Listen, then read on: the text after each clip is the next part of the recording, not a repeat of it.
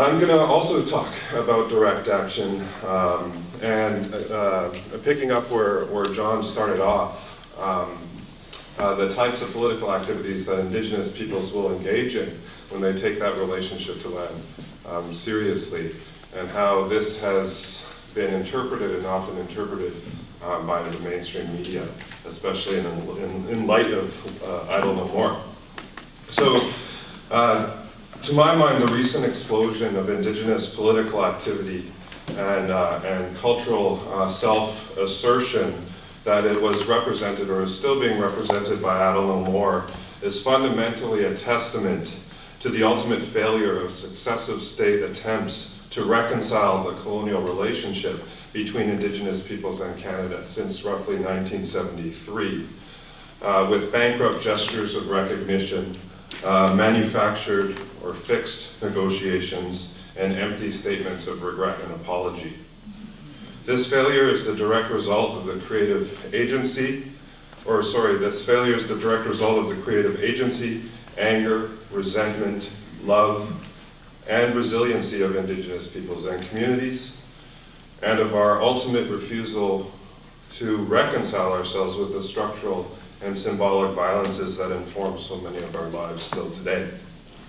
So today I'm going to build on Professor Burrows' discussion by structuring my comments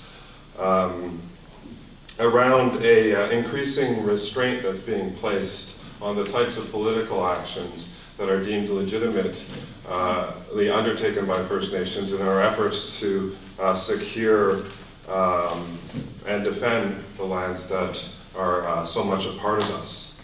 This constraint involves the type of tactics that have been represented as morally legitimate in our efforts to defend our land and rights as Indigenous peoples on the one hand, and those which are looked at increasingly as morally illegitimate, or at least politically self-defeating, because of their disruptive, extra-legal, and therefore potentially alienating character on the other.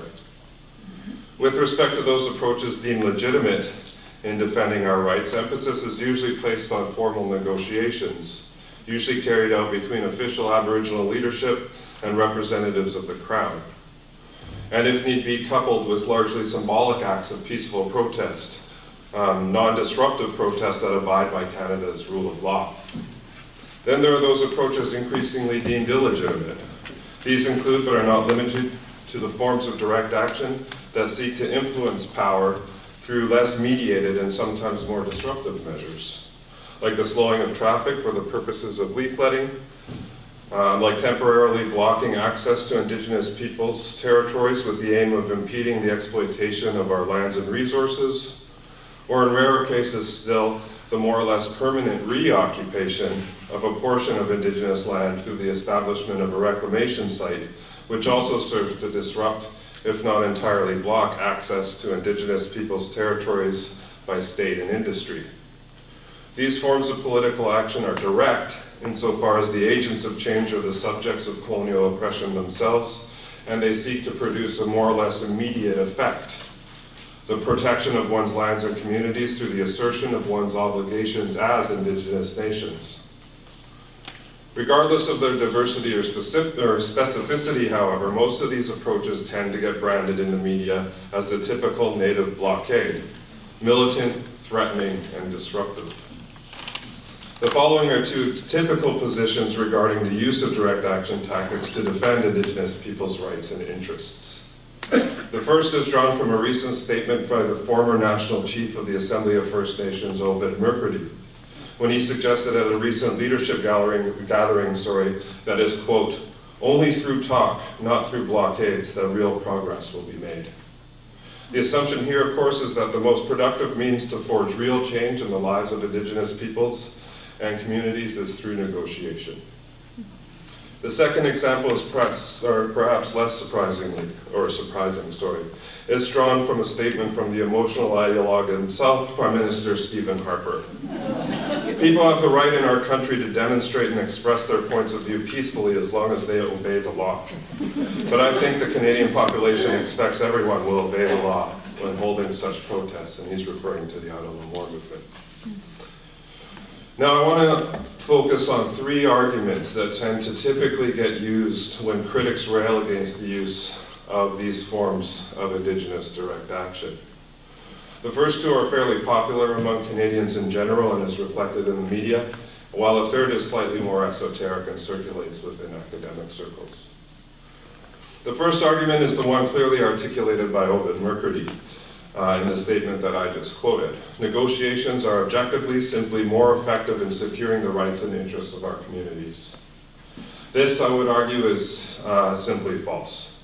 Historically, I would venture to suggest that all negotiations over the scope and content of Aboriginal people's rights in the last 40 years have piggybacked off the assertive direct actions, including the use of tactics such as blockades, spearheaded by Indigenous women and other grassroots elements of our community. For example, there would be no negotiations over Aboriginal rights and title in British Columbia through the current land claims process, as flawed as it is, if it weren't for the ongoing commitment of Indigenous activists willing to put their bodies on the line in defense of their lands and their communities. There would have been no Royal Commission Royal Commission on Aboriginal Peoples, which for over 5 years investigated the abusive relationship between Indigenous peoples in Canada through 178 days of public hearings in 96 communities across the country, without the land-based direct actions of the Innu in Labrador, the Lubicon Cree in Alberta, the Algonquins of Barrier Lake, the Mohawks of Kanesatake and Ganawagi, the Haida of Haida Gwaii, the Anishinaabe of Temagami, and the countless other communities across Canada which have put themselves directly in harm's way in defense of their lands and ways of life. There would have been no public inquiry, as flawed as it was, into the hundreds of murdered and missing Aboriginal women in Vancouver and across the country if it weren't for the thousands of Indigenous women and their allies who have taken to the streets every year for well over a decade, more like 2, to ensure that state-sanctioned sexual violence against Indigenous women stops here and now. On this last front, we still, I think, have a lot to learn. Indigenous women have always been central to Indigenous justice struggles. Idle No More has done a fairly decent job symbolically recognizing this centrality. But recognition is not the demand that I hear coming from Indigenous feminists, activists, elders, and youth. The demand is that society, including Indigenous society and in particular Indigenous men, stop collectively conducting ourselves in a manner that denigrates, degrades, and devalues the lives and worth of Indigenous women in such a way that epidemic levels of violence are the norm in too many of their lives. Of course, this violence must be stopped in its more overt forms, but it also must be stopped in our daily practices, i.e. in our daily relationships and practices in the home, workplaces, band offices, and governance structures. Until this happens, we've simply resigned ourselves to failure. So all of this is to say that if there has been any progress in securing rights to land and life, including through the largely male-dominated circle of negotiations, this progress is owed to the courageous activists situated in these diverse communities of struggle. Now, the second argument that gets used to denounce or criticize the use of more disruptive forms of Indigenous direct action involves these actions' supposedly self-defeating or alienating character.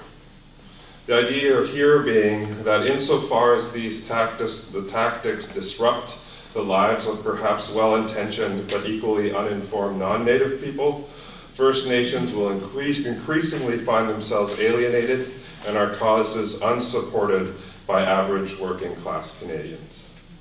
These actions, we are told, impede the possibility of building peaceful relations with non-Indigenous people.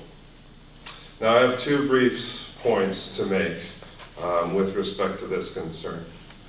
First, I think in general terms, getting the reaction or this reaction from the dominant society is simply unavoidable. Indigenous peoples have within their sights now more than ever a restructuring of the fundamental relationship between Indigenous peoples in Canada and between all of us and the land. For over 2 centuries, this relationship has run roughshod over the rights of Indigenous nations, which has resulted in a stockpiling of a massive power and privilege for non-Indigenous society. Land has been dispossessed and some of it is going to have to be returned. Power and authority has been illegitimately appropriated and some of it will have to be reinstated. This will inevitably be upsetting for some, and it will be very inconvenient and even disruptive for others.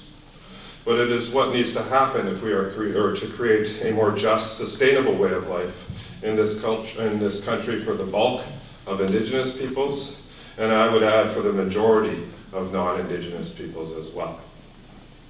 My second point is that this criticism or concern, at times smells like a double standard.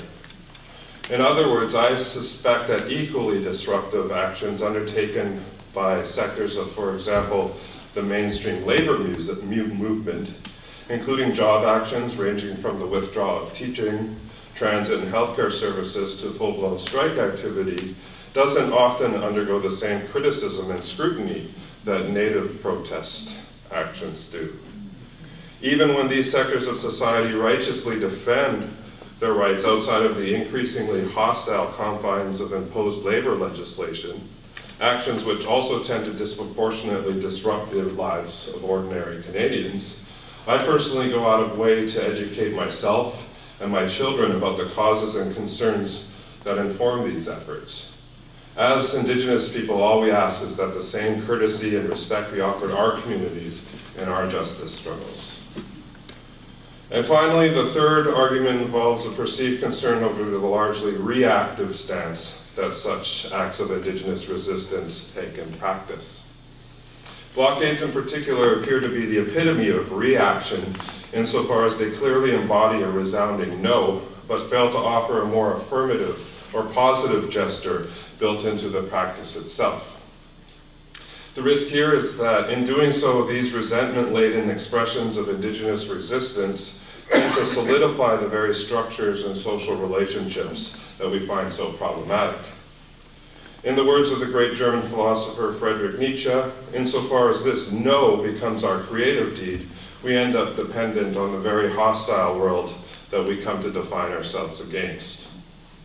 This, I claim, is premised on a misunderstanding of what these forms of direct action is about.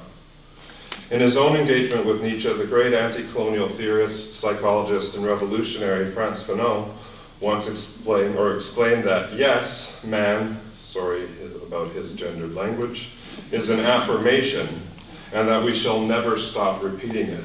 Yes to life, yes to love, and yes to generosity.